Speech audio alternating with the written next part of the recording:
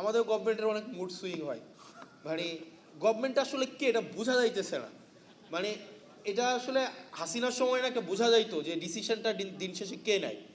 মানে দিন শেষে দেখবেন ডিভোর্সের প্রবলেমও দিন শেষে ডিসিশন দেয় হাসিনা, দিন শেষে সবাই দৃষ্টি আকর্ষণ করতে হাসিনার।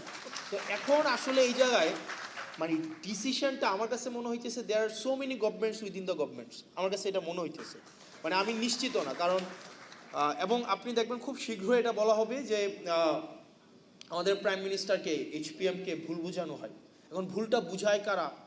দেখা যায় এখানে অনেক ধরনের ফ্রিঞ্জ এলিমেন্ট আমার কাছে মনে হয় গভর্নমেন্টের সাথে আছে, যারা আমাদের যে জন আকাঙ্ক্ষা তৈরি হয়েছিল, রাষ্ট্রের যে আকাঙ্ক্ষা তৈরি হয়েছিল, সেই জায়গা থেকে গভর্নমেন্টকে অনেক দূরে সরিয়ে নিচ্ছে।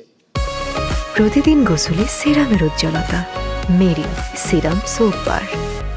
এবং এখানে আমাদের যে সংস্কারের ইনস্টিটিউশনাল আমাদের ইন্ডিপেন্ডেন্ট হওয়ার কথা ছিল, আমাদের জুডিশিয়ারি হচ্ছে ইন্ডিপেন্ডেন্ট হওয়ার কথা ছিল, আমাদের বিউরোক্রেসির জায়গায় হচ্ছে একটা মেসিভ একটা আমাদের এটা হচ্ছে রিস্ট্রাকচার হওয়ার দরকার ছিল, আমাদের পুলিশ সংস্কার কমিশন হওয়ার দরকার ছিল।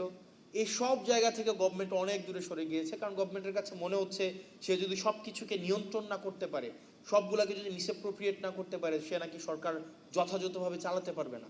এখন আমার কাছে ম্যাডাম খুব ভালো বলেছেন কিছুক্ষণ আগে যে শেখ হাসিনা থেকে তো সবচেয়ে বেশি হচ্ছে মানে সেন্ট্রাল একদম সব কিছুকে সেন্ট্রালাইজড করা, হাসিনা কেন্দ্রিক যেভাবে সব কিছু সেন্ট্রালাইজড হয়েছে, এর থেকে শক্তিশালী তো আর কেউ থাকে নাই, আর কেউ ছিল না। তারপরেও তো শেখ হাসিনা টিকে থাকতে পারে নাই। এখন গভর্নমেন্টের মাথার মধ্যে যদি এটা এখন হয় যে আমাকে সব কিছুই নিয়ন্ত্রণ আমার লাগবে, সব কিছুই আপনার হচ্ছে তারেক জিয়া এসে সমাধান করতে হবে।